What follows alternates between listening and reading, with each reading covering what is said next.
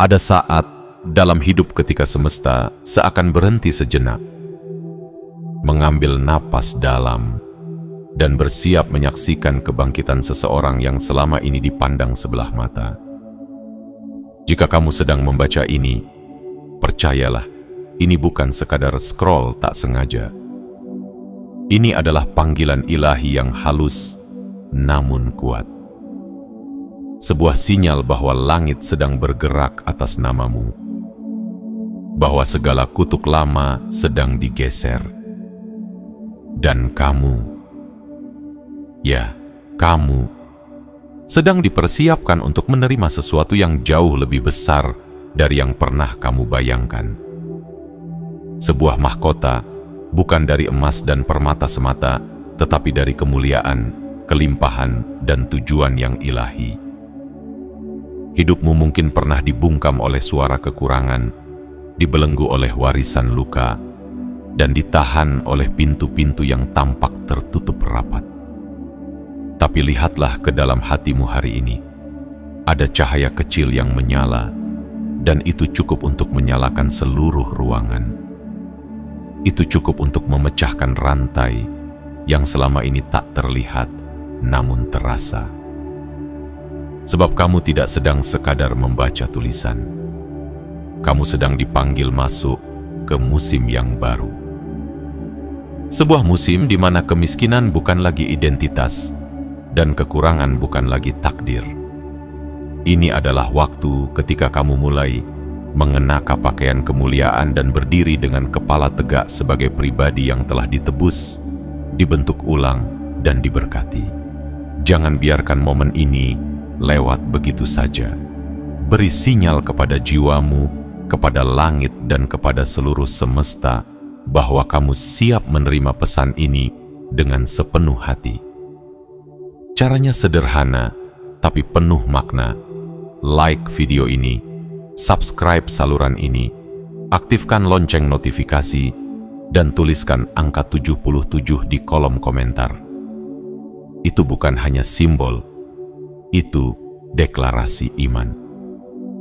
Tanda bahwa kamu siap menerima pewahyuan, siap menerima pergeseran, dan siap dimahkotai dengan segala yang telah dijanjikan oleh Tuhan sejak awal penciptaanmu. Dalam materi ini, kita akan melangkah bersama, menyelami kedalaman luka lama, menghancurkan kutuk warisan, membangun kembali perjanjian kudus, dan menegakkan identitas kerajaan yang telah lama dikubur oleh rasa tidak layak. Ini bukan tentang teori semata. Ini adalah tentang pembebasan, tentang kehidupan yang sesungguhnya, tentang bagaimana Tuhan dalam kasih dan kuasa-Nya mengangkatmu dari abu menjadi keindahan. Bersiaplah, karena dalam 6 bagian ke depan, kamu akan dibimbing untuk mengenali siapa dirimu yang sebenarnya. Bukan korban, tapi pemenang. Bukan pecundang, tapi pewaris kerajaan. Bukan yang tertinggal, tapi yang dipilih. Selamat datang di perjalanan ini. Perjalanan menuju mahkota yang telah menunggumu sejak awal. Perjalanan menuju hidup yang akhirnya sesuai dengan takdirmu. Kamu sekarang sedang dimahkotai kemuliaan.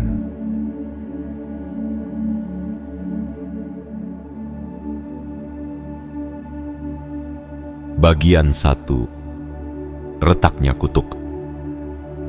Saat kau mulai menyadari kebenaran, ada detik-detik dalam hidup yang terasa begitu sunyi, namun justru disitulah suara dari dalam dirimu mulai berbisik lebih keras dari keramaian dunia. Bisikan itu berkata, "Ini bukan jalan hidupku. Aku tidak dilahirkan untuk terus berkekurangan. Ada sesuatu yang lebih besar untukku." Dan saat kamu mulai berani mengiyakan bisikan itu, disitulah retakan pertama pada rantai kutuk itu mulai terbentuk. Kutuk kemiskinan bukan sekadar masalah angka di rekening bank atau seberapa sering kamu menahan keinginan karena tidak punya cukup. Ia adalah kabut halus yang membungkus pikiran, menekan dada dengan rasa takut akan masa depan, dan mengulang bisikan lama bahwa kamu tidak akan pernah cukup. Bahwa kamu harus bekerja lebih keras dari orang lain hanya untuk sekadar bertahan hidup. Bahwa kamu adalah kelanjutan dari cerita keluarga yang tak pernah lepas dari hutang, kekurangan, dan luka. Namun suatu hari, entah kapan tepatnya, kamu merasa ada sesuatu yang tidak sejalan. Hatimu mulai gelisah terhadap narasi lama. Ada kemarahan suci yang membuncah, sebuah keberanian yang lahir dari luka. Kamu mulai menyadari bahwa selama ini, hidupmu dikendalikan oleh pola-pola tak terlihat yang diwariskan turun-temurun. Kamu tak lagi melihat kekuranganmu sebagai kebetulan. Kamu mulai bertanya, mengapa setiap kali aku hampir berhasil, selalu ada saja yang membuat semuanya gagal? Dan pertanyaan itu, sekilas sederhana, adalah gerbang menuju kebebasanmu. Ketika kamu bertanya, kamu mulai membangunkan kesadaran. Dan kesadaran itu adalah palu pertama yang menghantam rantai-rantai spiritual yang selama ini mengekangmu. Setiap kali kamu menangis dalam doa, mengeluh dalam kesendirian, atau sekadar menghela napas panjang dan berkata, "Aku tahu ini bukan hidup yang seharusnya aku jalani," itu adalah pukulan lain yang melemahkan belenggu itu. Kutuk kemiskinan bukan hanya tentang pengelolaan keuangan yang buruk. Ia adalah sistem tak kasat mata yang melekat di pikiran dan jiwa. Ia menanamkan keyakinan palsu bahwa kamu tidak layak menerima kelimpahan, bahwa berkat hanya milik orang-orang tertentu, dan bahwa cukup adalah impian yang terlalu tinggi. Tapi hari ini, kamu tahu, itu bohong. Kamu tahu bahwa kamu tidak sedang dikutuk karena malas, bodoh, atau lemah. Kamu sedang menghadapi sesuatu yang lebih dalam, sesuatu yang bersifat warisan spiritual. Dan bagian terbaiknya adalah ini: warisan bisa diganti, takdir bisa diubah. Kamu tidak sampai di titik ini secara kebetulan. Setiap kegagalan yang kamu alami, setiap pekerjaan yang tak bertahan lama, setiap penghasilan yang seakan menguap sebelum sempat dirasakan, semuanya adalah cermin. Cermin yang memperlihatkan bahwa ada luka di dalam garis keturunanmu yang belum disembuhkan. Tapi kamu telah mulai menyembuhkannya karena kamu memilih untuk tidak membiarkannya berlanjut. Kamu sudah mulai berkata, "Cukup." Dan itu adalah langkah pertama menuju pemulihan. Kamu mulai belajar bahwa doa bukan hanya permintaan, tapi deklarasi bahwa air mata bukan kelemahan, melainkan air suci yang membasuh tanah kering agar benih baru bisa tumbuh. Kamu bukan lagi anak dari garis keturunan yang dikutuk. Kamu adalah generasi yang bangkit, yang berkata, "Disinilah kutuk ini berakhir." Ada kekuatan luar biasa dalam kesadaran.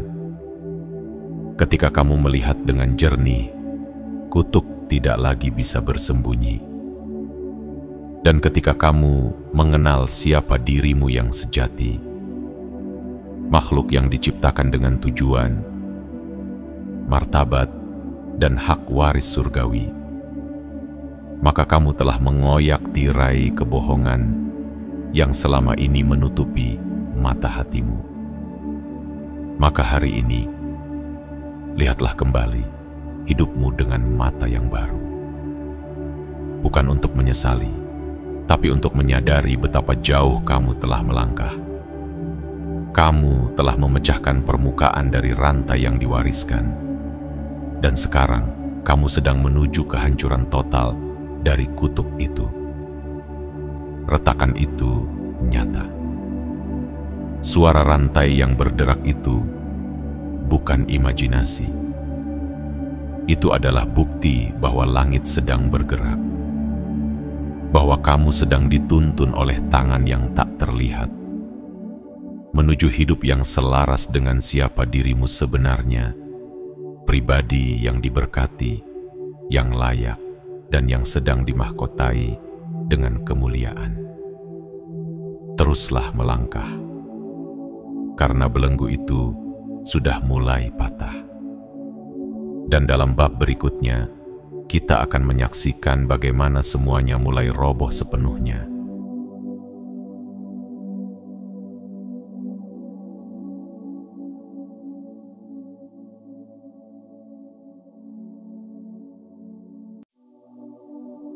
Bagian 2. Menyusun kembali perjanjian. Kedekatan dengan Ilahi membuka jalan. Ada satu keajaiban yang terjadi saat jiwa mulai kembali merapat kepada Sang Sumber kehidupan.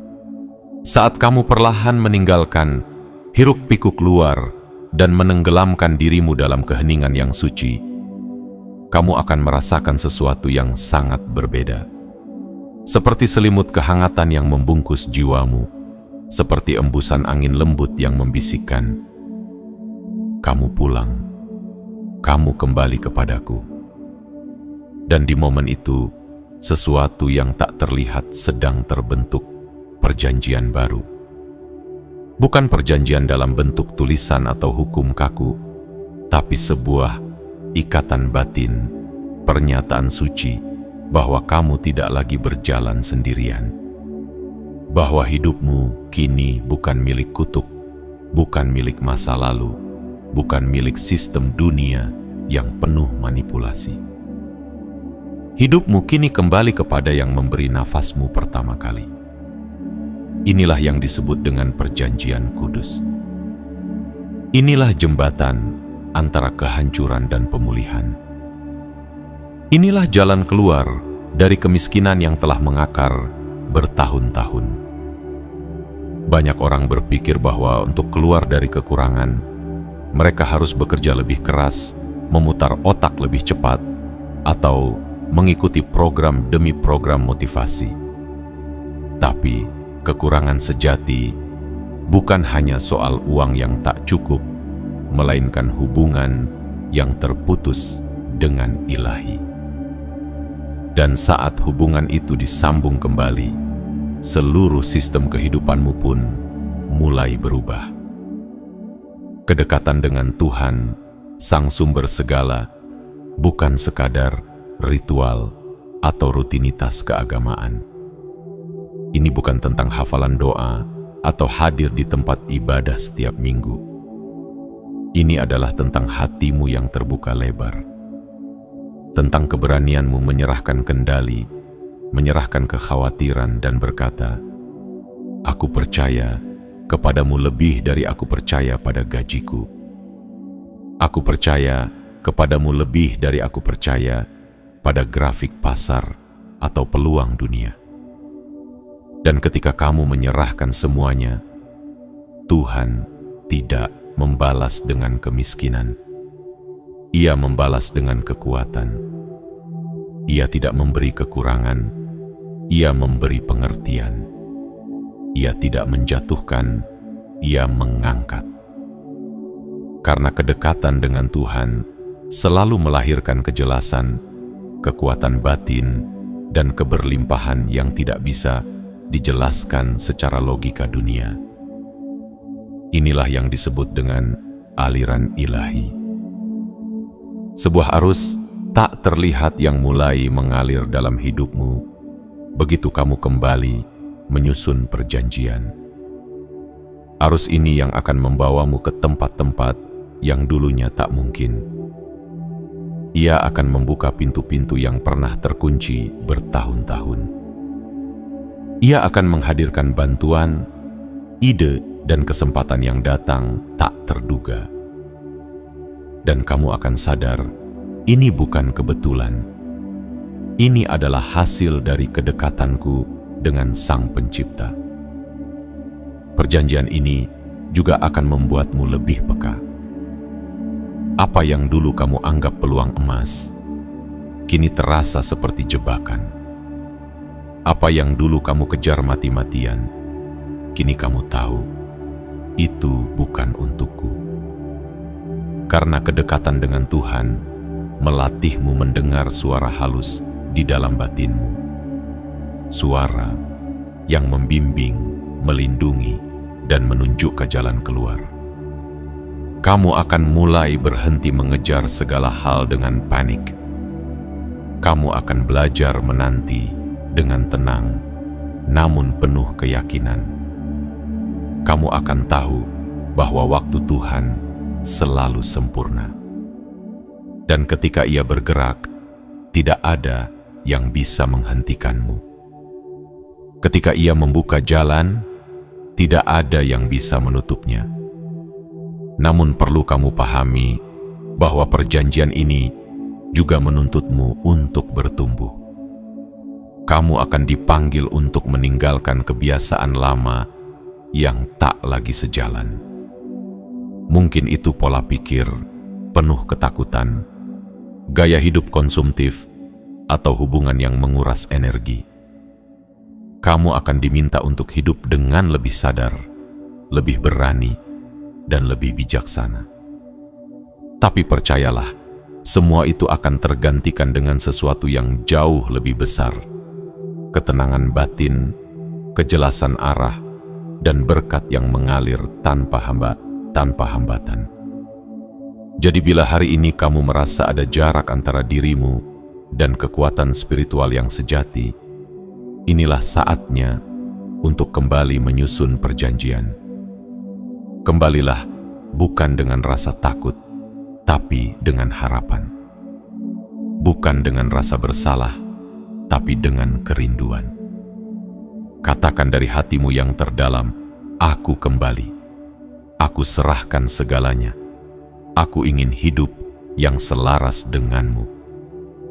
Dan ketika kamu mengucapkan itu, langit pun bergerak.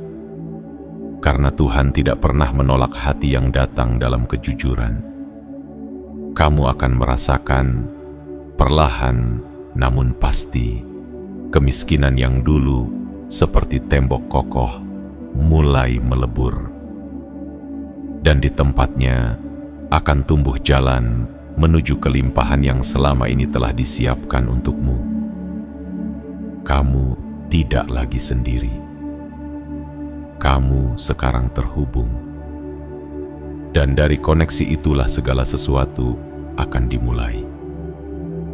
Perjanjianmu telah diperbarui. Jalanmu telah disucikan. Dan hidupmu akan segera menari dalam aliran kemuliaan yang baru.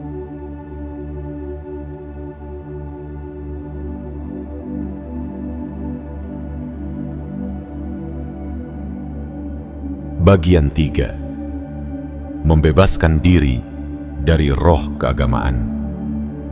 Melepas rasa bersalah akan kelimpahan.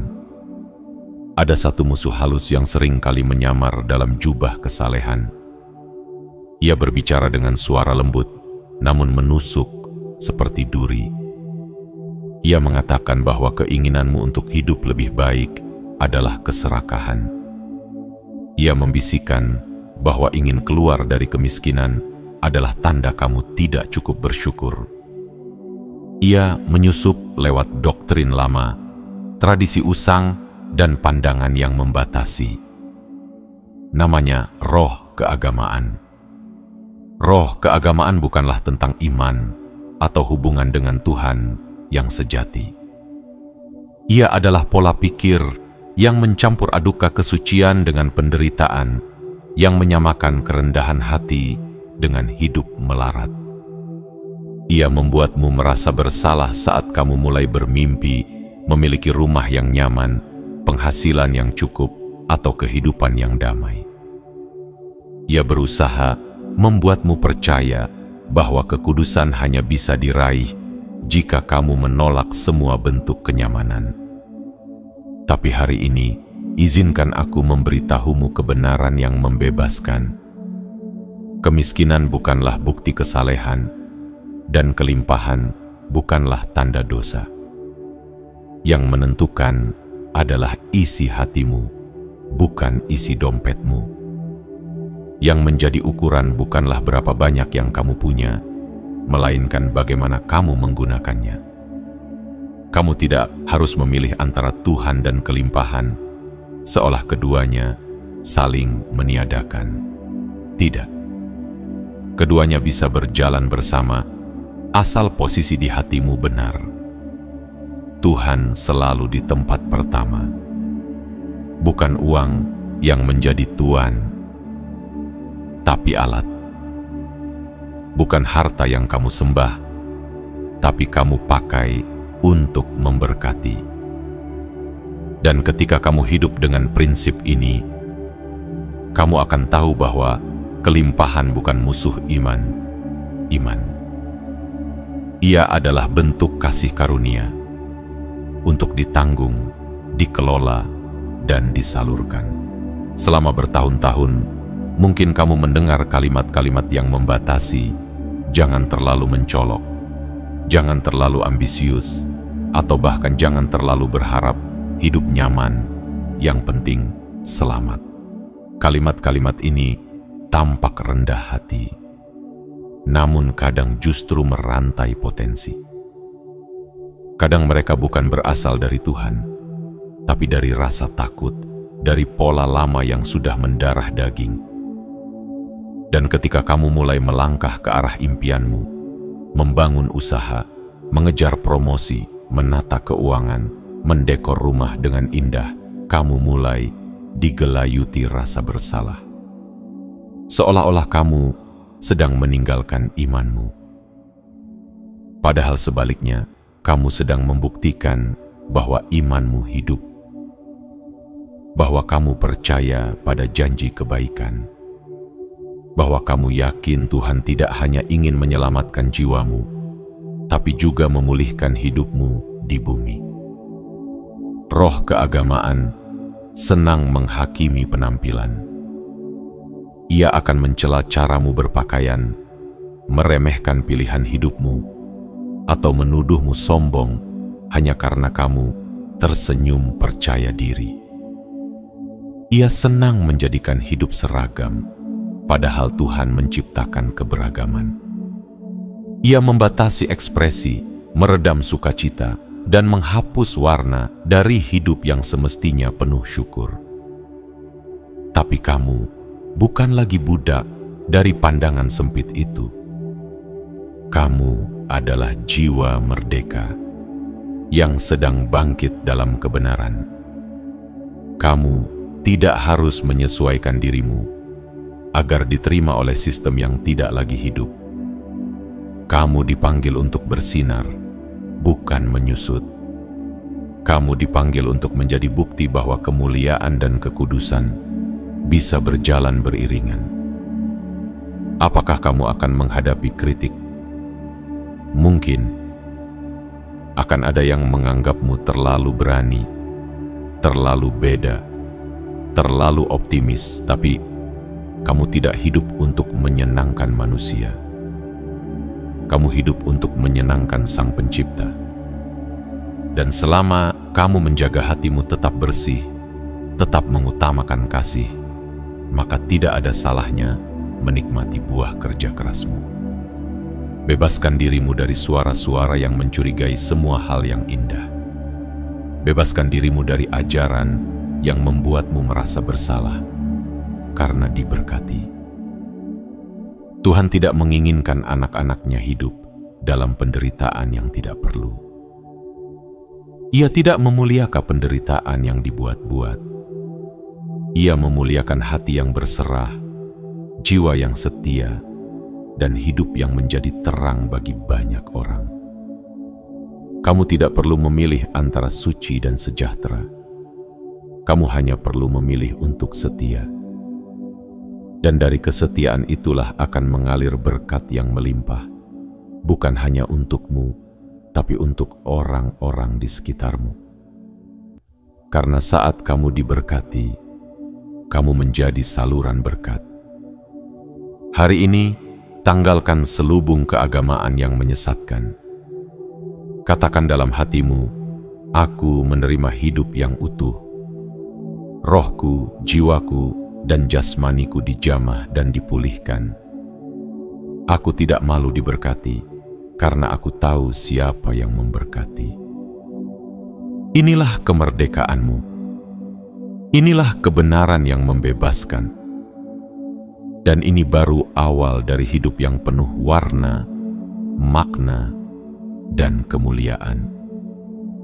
Karena kamu tidak hanya dipanggil untuk hidup sederhana, kamu dipanggil untuk hidup penuh kuasa, penuh kasih, dan penuh kelimpahan yang berasal dari surga.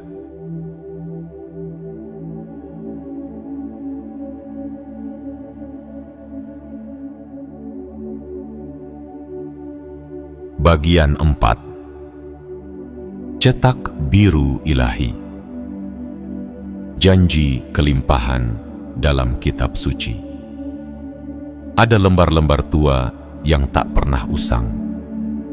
Di dalamnya tercatat janji-janji suci yang bukan sekadar dongeng atau legenda masa lalu. Mereka adalah cetak biru, rancangan ilahi, peta jalan menuju hidup yang penuh arti dan berlimpah makna. Mereka bukan hanya kisah tentang orang-orang hebat yang telah lama tiada, melainkan cermin dari apa yang mungkin terjadi juga dalam hidupmu. Jika kau mau percaya, jika kau mau membuka hatimu. Banyak dari kita diajarkan bahwa kitab suci hanya berbicara tentang kehidupan setelah kematian. Tapi itu tidak sepenuhnya benar. Kitab suci juga dipenuhi dengan kisah transformasi di dunia ini, di bumi tempat kita berpijak. Kisah tentang mereka yang diangkat dari kehinaan menjadi kemuliaan, dari kelaparan menjadi kelimpahan, dari kehancuran menjadi penopang bagi banyak orang. Lihatlah Yusuf, seorang pemuda yang dijual sebagai budak oleh saudara-saudaranya. Ia tidak hanya ditolak, tapi juga dipenjara karena fitnah.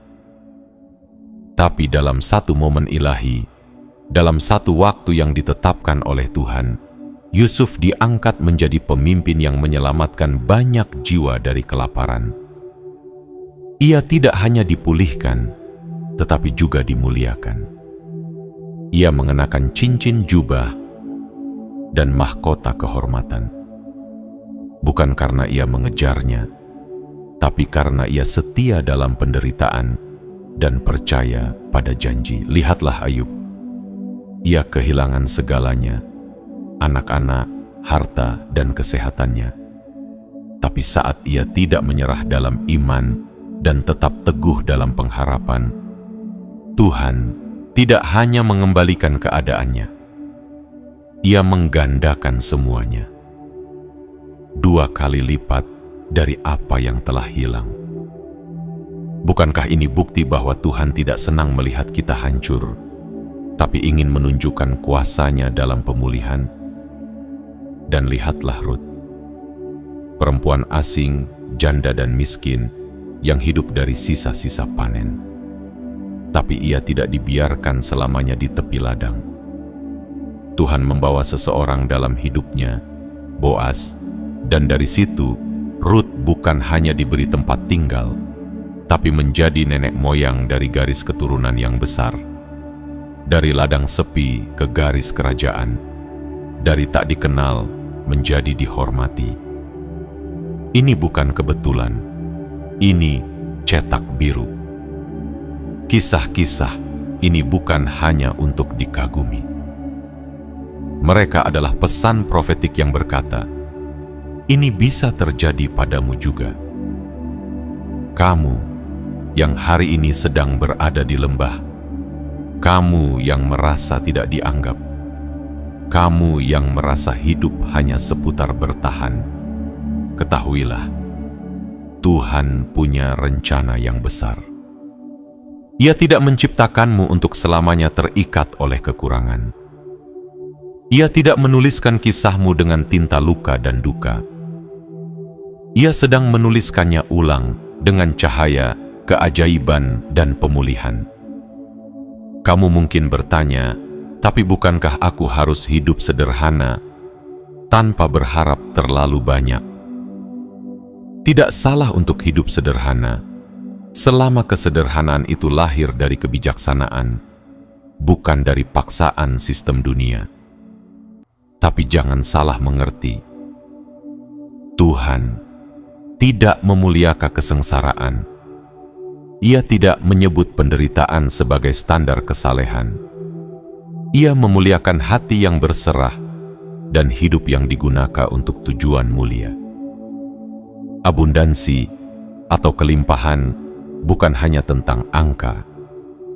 Itu tentang damai di pikiran, kelapangan di hati, dan kecukupan dalam tindakan.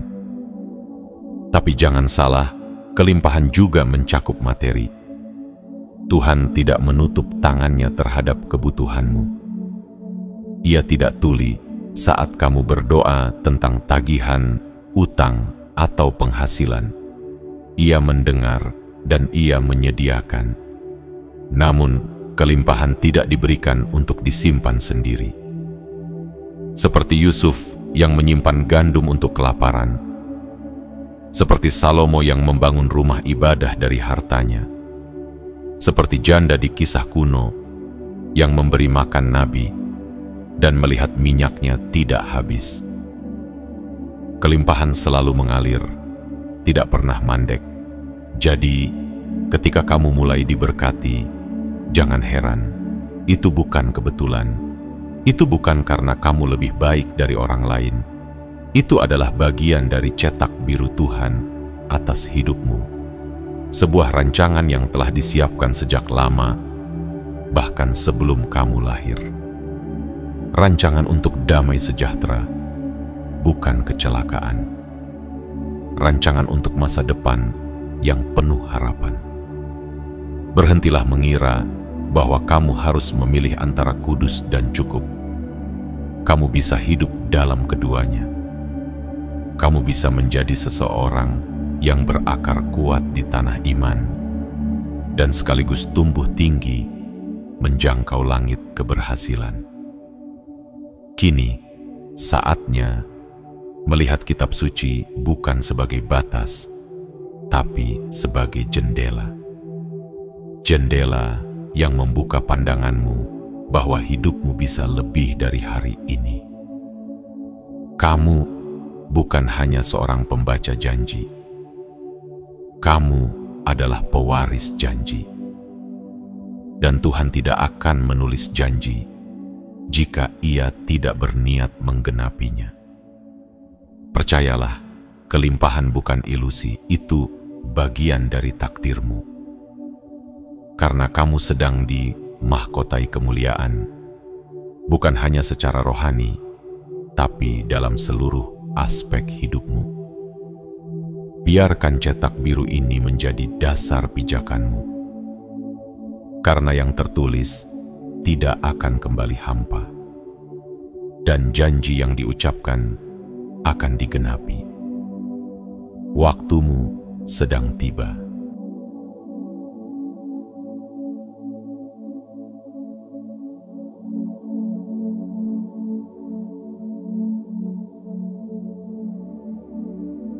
Bagian 5. Kekuatan pertobatan.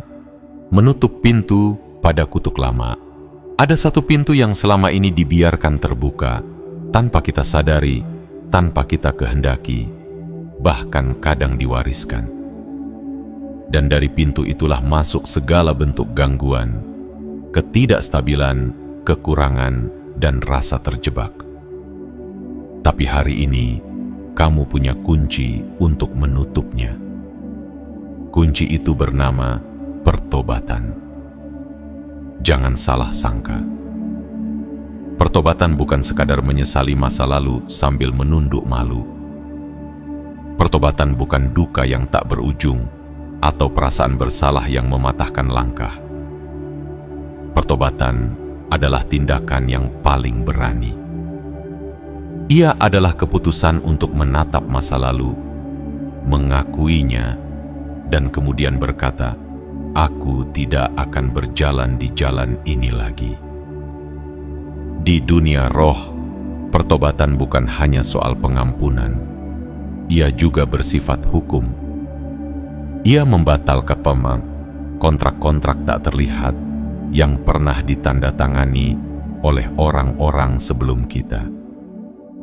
Kontrak yang mungkin tidak pernah kita tahu, tapi akibatnya terasa dalam hidup kita. Mungkin ada leluhurmu yang mengejar kekayaan dengan mengorbankan nilai, membuat janji-janji tak suci, atau terlibat dalam praktik-praktik yang membuka pintu bagi roh-roh pengikat. Mungkin kamu sendiri pernah berkata dalam keputusasaan, "Aku ini memang ditakdirkan miskin," atau "Aku nggak akan pernah cukup." Ucapan-ucapan seperti itu bukan hanya kata. Mereka adalah perjanjian dalam dunia roh. Tapi inilah kabar baiknya. Perjanjian yang salah bisa dibatalkan. Dengan pertobatan yang sungguh-sungguh, kamu bisa merobek kontrak lama dan menulis ulang takdirmu di bawah terang kasih Tuhan.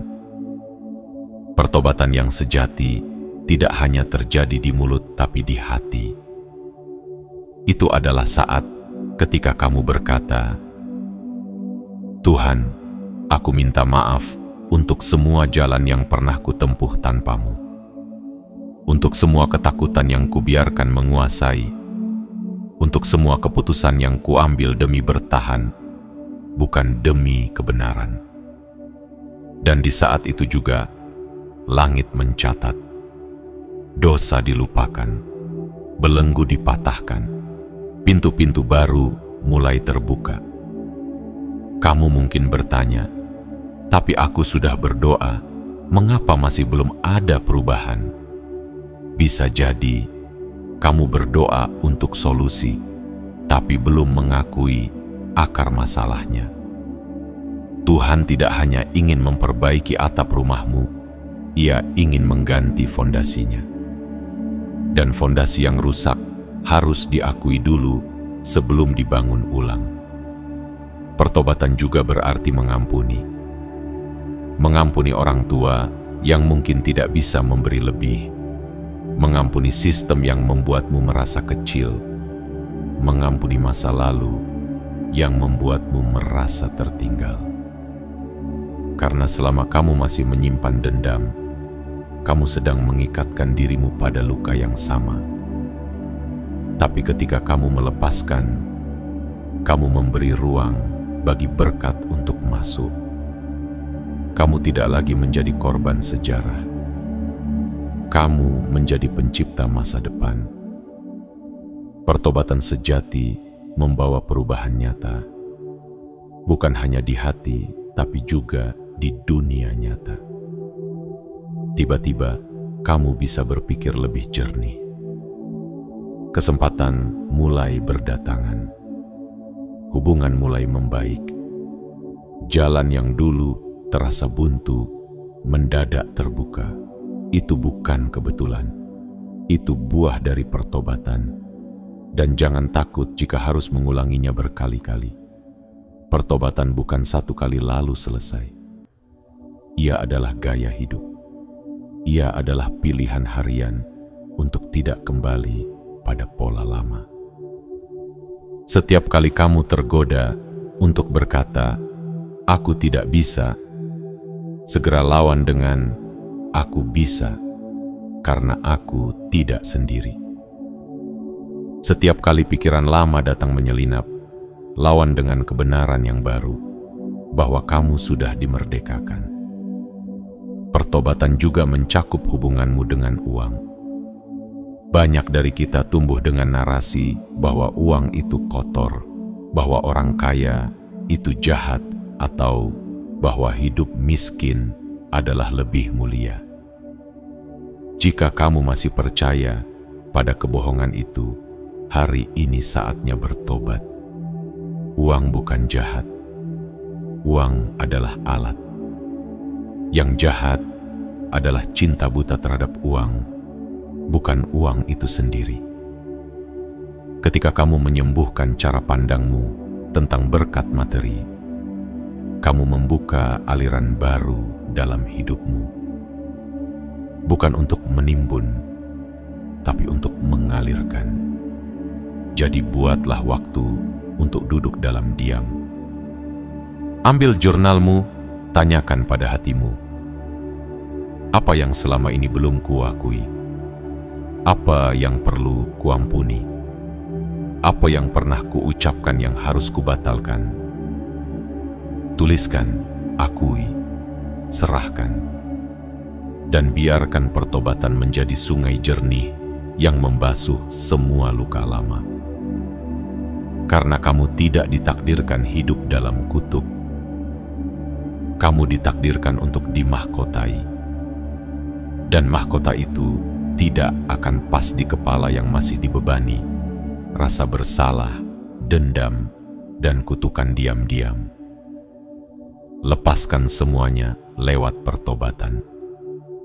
Tutup pintu lama, kunci rapat, dan berdirilah di ambang pintu baru dengan kepala tegak, karena musim baru sedang menantimu. Ini bukan akhir, ini adalah titik balik. Ini adalah saat ketika kamu berkata dengan iman, mulai hari ini, hidupku tidak lagi dikuasai oleh masa lalu. Aku memilih masa depan. Aku memilih terang. Aku memilih kemuliaan.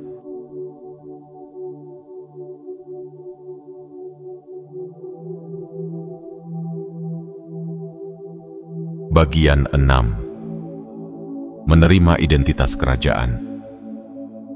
Hidup dalam kemuliaan tanpa rasa bersalah. Bayangkan dirimu berdiri di depan cermin. Tapi kali ini, bukan wajah lelah yang kau lihat. Bukan sorot mata yang penuh kekhawatiran tentang hari esok. Yang kau lihat adalah seseorang yang berbeda, tegak, mantap, penuh cahaya, ada ketenangan yang tak bisa dijelaskan. Ada wibawa yang tidak dibuat-buat. Dan kamu tahu, itu adalah dirimu yang sesungguhnya. Dirimu yang telah lama tertutup oleh debu kutuk, trauma, dan narasi dunia. Tapi hari ini, kamu telah muncul kembali dengan mahkota di kepala dan identitas kerajaan yang akhirnya kamu sadari dan tetan terima. Identitas kerajaan bukan tentang kemewahan duniawi atau pamer kedudukan. Ini tentang tahu siapa dirimu dalam rancangan ilahi. Bahwa kamu bukan makhluk biasa. Bahwa kamu tidak lahir hanya untuk bertahan hidup. Bahwa kamu adalah bagian dari keluarga surgawi. Diciptakan dengan tujuan, disusun dengan kehormatan, dan ditetapkan untuk memerintah, bukan sebagai penguasa orang lain, tapi sebagai pemimpin atas dirimu sendiri, atas hidupmu, atas takdirmu. Selama bertahun-tahun, kamu mungkin diajarkan untuk mengecilkan dirimu. Jangan terlalu menonjol. Jangan terlalu percaya diri. Jangan bermimpi terlalu besar. Tapi apa jadinya jika justru keyakinan kecilmu itulah yang membuat kutuk itu tetap bertahan? Apa jadinya jika ketakutanmu untuk bersinar justru membuat dunia kehilangan cahaya yang seharusnya kamu bawa? Kini, saatnya kamu berhenti menyembunyikan dirimu yang sejati. Kini, waktunya kamu berkata dalam hati, aku layak diberkati, aku layak dihormati, aku layak untuk hidup dengan limpahan kasih dan berkat. Bukan karena kamu sempurna, tetapi karena kamu telah ditebus, bukan karena kamu hebat, tapi karena Tuhan yang kamu ikuti itu besar. Identitas kerajaan bukan hanya soal bagaimana kamu melihat dirimu, tapi juga bagaimana kamu mulai hidup. Kamu tidak lagi bisa hidup sembarangan. Karena seorang raja tidak bicara sembarangan. Seorang ratu tidak mengambil keputusan dengan sembrono. Setiap langkahnya penuh makna. Setiap ucapannya membawa kuasa. Dan kamu sekarang adalah itu. Kamu telah naik tingkat. Kamu bukan lagi budak dari rasa takut. Kamu bukan lagi boneka dari masa lalu. Kamu adalah pemilik masa depanmu. Berhenti meminta izin dari dunia untuk bersinar. Dunia tidak pernah punya hak untuk menahanmu. Mereka mungkin tak paham prosesmu. Mereka mungkin mempertanyakan perubahanmu. Tapi kamu tidak perlu menjelaskan apapun kepada mereka. Sebab mereka tidak berada dalam malam-malam gelap saat kamu menangis dan berdoa. Mereka tidak ada di lembah saat kamu hampir menyerah. Hanya kamu dan Tuhan yang tahu berapa jauh kamu telah berjuang. Dan hanya kamu yang berhak memakai mahkota itu dengan kepala tegak. Jangan merasa bersalah saat hidupmu mulai membaik. Jangan menyusutkan sukacitamu hanya karena takut dikira pamer.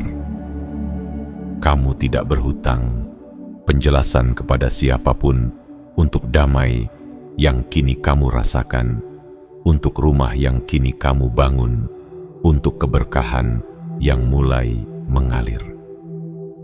Itu bukan hasil keberuntungan. Itu hasil dari benih-benih iman dan pertobatan yang kamu tanam dengan air mata. Menerima identitas kerajaan juga berarti meninggalkan pola lama. Tidak lagi berpikir kecil, tidak lagi menyabotase dirimu sendiri, tidak lagi menjalin hubungan yang membuatmu merasa tak berharga.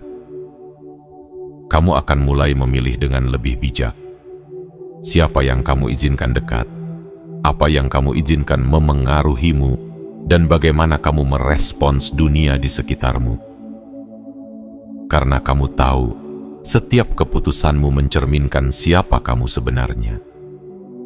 Dan kamu tahu apa yang indah dari menjadi seseorang yang tahu siapa dirinya.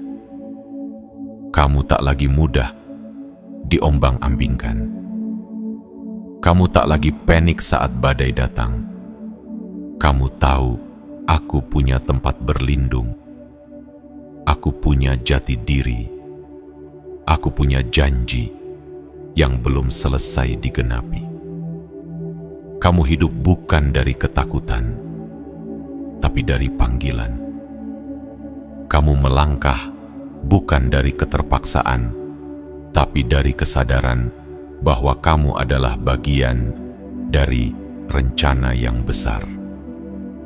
Hari ini, kenakan mahkotamu. Bukan untuk menyombongkan diri, tapi untuk mengingatkan bahwa kamu bukan lagi pribadi yang sama. Katakan pada dirimu setiap pagi, aku adalah anak yang dikasihi. Aku dipilih, diperlengkapi, dan ditetapkan. Aku akan hidup bukan hanya untuk bertahan, tapi untuk berkembang. Identitasmu bukanlah kutuk. Identitasmu bukan kemiskinan. Identitasmu bukan trauma. Identitasmu adalah kerajaan. Dan kerajaan tidak dibangun dalam sehari, tapi kamu telah memulainya. Satu langkah, satu pertobatan, satu pengakuan, satu keberanian, semua itu telah membawamu ke tempat ini. Dan ini baru permulaan. Karena seorang raja atau ratu tidak hanya menerima mahkota, Ia menggunakannya bukan untuk menyombongkan diri, tapi untuk melayani, untuk mencipta, untuk memberkati. Jadi, mulai hari ini, melangkahlah dengan wibawa baru, tersenyumlah dengan keberanian baru.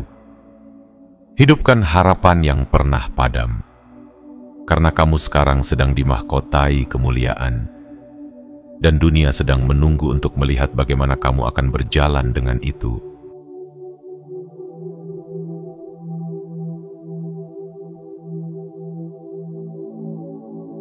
Penutup.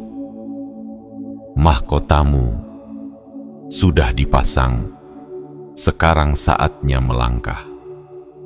Kini, setelah kita menelusuri tiap lembar dari perjalanan suci ini, dari retaknya kutuk hingga peneguhan identitas kerajaan, satu hal menjadi sangat jelas.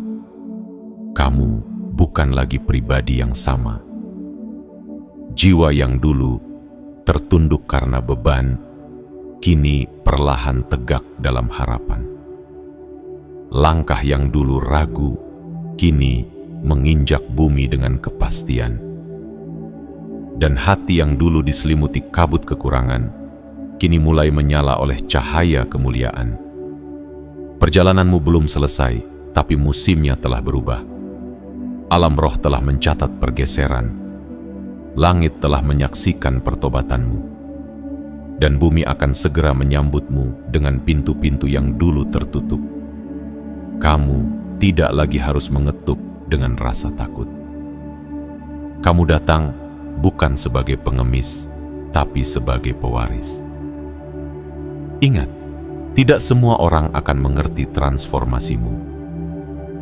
Akan ada yang bertanya, mencibir, atau bahkan menjauh, tapi itu tidak apa-apa, karena kamu tidak sedang mencari validasi dari manusia. Kamu sedang menanggapi panggilan ilahi. Kamu sedang melangkah menuju versi dirimu yang Tuhan sendiri rancang sejak semula. Bukan sebagai bayang-bayang orang lain, tapi sebagai terang bagi dunia. Beranilah bermimpi lebih besar. Beranilah berkata, ya, pada kesempatan yang dulu kamu tolak karena merasa tidak layak. Beranilah membangun, mencipta, memedikasi, memberi, dan mencintai tanpa takut kehabisan. Karena kamu tidak lagi hidup dalam kutuk, kamu hidup dalam arus anugerah. Hari ini, angkat wajahmu. Tarik napas dalam-dalam. Rasakan mahkota itu di atas kepalamu. Bukan mahkota buatan dunia, tapi mahkota kemuliaan yang diberikan oleh Tuhan sendiri, dalam kasih, dalam kebenaran, dan dalam janji yang kekal. Kamu sudah dimahkotai. Dan ini bukan akhir. Ini adalah awal dari hidup yang baru. Hidup yang selaras dengan takdirmu, penuh kuasa, penuh kasih, dan penuh kelimpahan. Majulah. Dunia menantikan kemunculanmu, karena terangmu akan menyinari banyak jiwa yang dulu merasa tidak layak. Dan melalui hidupmu, mereka akan tahu bahwa kutuk bisa dipatahkan, bahwa kelimpahan itu nyata, dan bahwa Tuhan masih menegakkan mahkota di atas kepala mereka yang berserah dan percaya. Langkahmu selanjutnya adalah sakral. Karena kini kamu tahu siapa dirimu. Kamu adalah yang dipulihkan. Kamu adalah yang diberkati. Kamu adalah yang dimahkotai kemuliaan.